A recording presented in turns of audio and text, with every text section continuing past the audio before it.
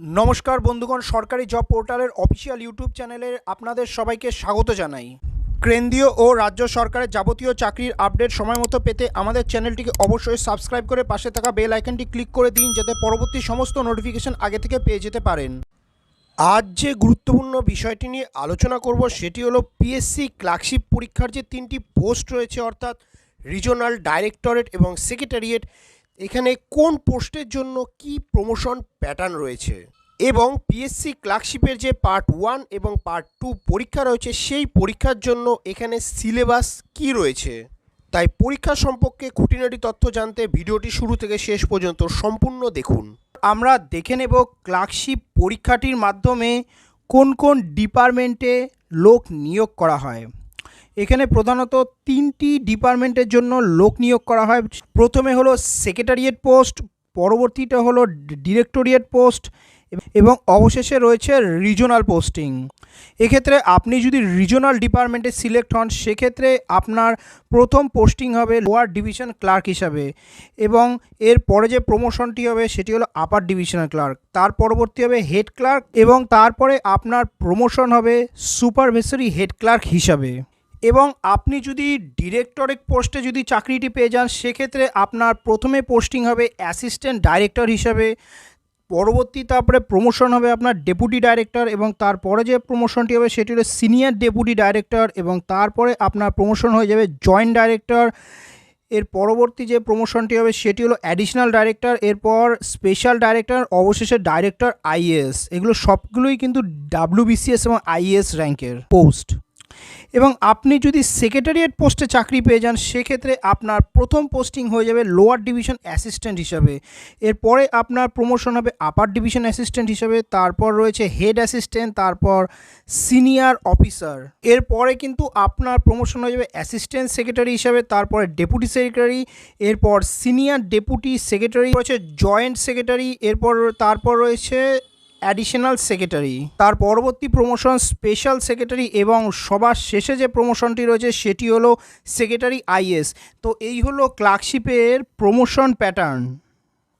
তো বন্ধুগণ, এবছর কিন্তু ক্লার্কশিপ পদের জন্য ন্যূনতম 5,500 থেকে শুরু করে 6,000 লোক নিয়োগ করা হবে। তো আপনাদের কিন্তু একটি সুবর্ণ সুযোগ রয়েছে পশ্চিমবঙ্গ সরকারের অধীনস্থ একটি অত্যন্ত ভালো মানের চাকরি পেয়ে যাওয়ার, যেখানে কিন্তু প্রমোশনের বিশাল সুবিধা রয়েছে। এর পরবর্তী আমরা এসে পড়ব পিএসসি ক্লার্কশিপের সিলেবাসে, অর্থাৎ এর এক্সাম প্যাটার্ন কি রয়েছে। এই পিএসসি ক্লার্কশিপের যে এক্সাম রয়েছে এটি কিন্তু তিনটি ভাগে বিভক্ত। প্রথমে যে এক্সামটি রয়েছে সেটি হলো প্রিলিমস। এখানে আপনি উত্তীর্ণ হলে আপনাকে ডাকা হবে মেইনসের জন্য এবং মেইনসে যদি আপনি উত্তীর্ণ হন সেক্ষেত্রে আপনাকে ডাকা হবে কিন্তু টাইপিংয়ের জন্য। তো আমরা এবার দেখে নেব যে এখানে প্রিলিমসের সিলেবাস কী রয়েছে। এখানে কিন্তু প্রিলিমসে মোট তিনটি সাবজেক্ট রয়েছে, একটি হলো ইংলিশ, আরেকটি হলো জেনারেল স্টাডিজ আর আরেকটি হলো অ্যারিথমেটিক। এখানে ইংলিশ থেকে মোট 30টি কোশ্চেন আসবে, যার মোট মার্কস হলো 30। জেনারেল স্টাডিজ থেকে 40 নাম্বার আসবে, যার মোট মার্কস হলো 40 এবং অ্যারিথমেটিক থেকে এখানে কিন্তু 30টি কোশ্চেন আসবে, যার মোট মার্কস হলো 30। এখানে মোট কোশ্চেন রয়েছে সেটি হলো 100টি এবং আপনার মোট মার্কস হলো 100 এবং এই পরীক্ষাটির জন্য যে ন্যূনতম সময় রয়েছে সেটি হলো 90 মিনিট, অর্থাৎ 1.5 ঘন্টা। এরপর এসে বলবো আমরা মেইনস এক্সামে। আপনি যদি প্রিলিমসে উত্তীর্ণ হন আপনাকে ডাকা হবে কিন্তু মেইনস এক্সামের জন্য। ডাব্লিউবিপিএসসি ক্লার্কশিপের যে মেইনস এক্সাম রয়েছে সেটি কিন্তু 1 ঘন্টায় 6টি রাইটিং লিখতে হবে এবং এখানে কিন্তু দুটো ভাগ রয়েছে, একটি হলো ইংলিশ, অপরটি হলো বেঙ্গলি, হিন্দি, উর্দু, নেপালি, সাঁওতালি এবং প্রতিটি ভাগে কিন্তু 50-50 করে নাম্বার রয়েছে এবং এখানে কিন্তু মোট যে সময়সীমা রয়েছে সেটি কিন্তু 1 ঘন্টা।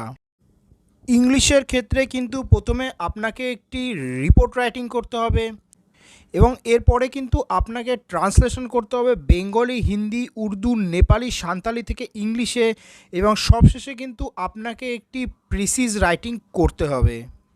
এবং পরবর্তী যে পেপারটি রয়েছে সেটি হলো বেঙ্গলি পেপার এবং এখানেও কিন্তু প্রথমে আপনাকে একটি রিপোর্ট রাইটিং করতে হবে এবং এক্ষেত্রে আপনাকে ইংলিশ থেকে ট্রান্সলেশন করতে হবে বেঙ্গলি, হিন্দি, উর্দু, নেপালি, সাঁওতালি এবং সবশেষে কিন্তু আপনাকে কিন্তু একটি পোর্টস লিখতে হবে। এরপর প্রিলিম কোয়ালিফাই করার পর আপনাকে কিন্তু ডাকা হবে টাইপিং টেস্টের জন্য। তো এখানে লেখা রয়েছে typing on the computer at the speed of 20 word per minute in English or 10 word per minute in Bengali. অর্থাৎ আপনি যদি ইংলিশে টাইপ করেন সেক্ষেত্রে আপনার টাইপিং স্পিড হতে হবে 20 ওয়ার্ড পার মিনিট, এবং আপনি যদি বাংলায় টাইপ করেন সেক্ষেত্রে আপনার টাইপিং স্পিড হতে হবে 10 ওয়ার্ড পার মিনিট। ভিডিওটি ভালো লাগলে অবশ্যই লাইক করবেন, বন্ধুদের সাথে শেয়ার করবেন, এবং আপনাদের বারবার রিকোয়েস্ট করা হচ্ছে কেন্দ্রীয় এবং রাজ্য সরকারের যাবতীয় চাকরির আপডেট সময় মতো পেতে হলে আমাদের চ্যানেলটি অবশ্যই সাবস্ক্রাইব করুন। ধন্যবাদ।